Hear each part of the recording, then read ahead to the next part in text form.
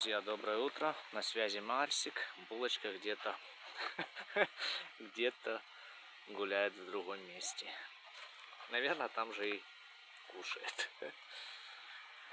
На завтрак у нас и свининка, и колбаски, и варенка, и грудинка, и гречка.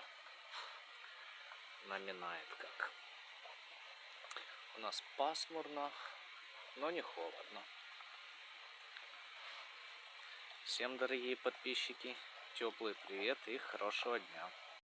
Вот наша Ксюнечка. Ксюшу уже покормили, она уже кушала.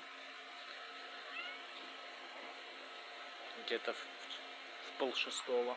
Вот такие вот малявочки уже облизываются, покушали, да? Такие кнопочки наши, карамельки с зефирками.